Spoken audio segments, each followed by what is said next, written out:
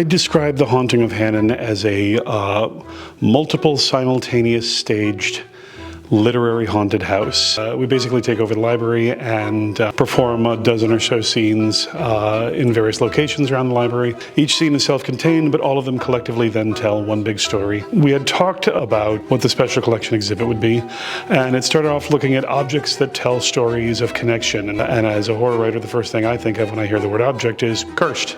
Every object tells a story. Every object has a narrative. Windows themselves are a way to see out and a way to see in, but also the metaphor of every book in the library is a window, that they allow you to see out and they allow you to see far away.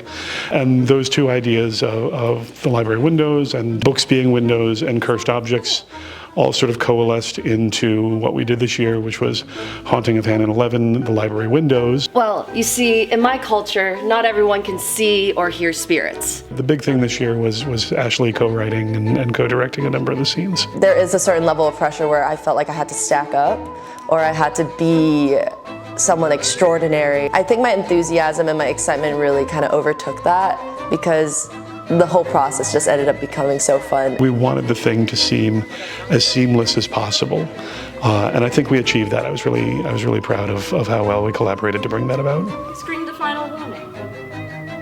May sudden death come to anyone who dares sit in my chair! So one of the things that I like to do with a lot of the scenes are get in your head a little and have you looking over your shoulder as you leave and just putting things in people's minds that make them really uneasy. And they paid the price. The effect was less jump scare this year and more crawl under your skin creepy. If you ever want to have your skin on a book, please let us know. I mean, when you're sitting there and they're walking up to you with a book, being like, I want your skin, I would be creeped out too. They're kept on the 4th floor of Seaver. Did you guys know there was a 4th floor? Because I didn't. It's such a collaborative art, not just between the performers and myself and the designers who work to create the experience, but also the people in the library, the folks who work with us to create this event every year. This year's casting was so good that like everyone really embodied their role the way that it was meant to be. I know you're out here.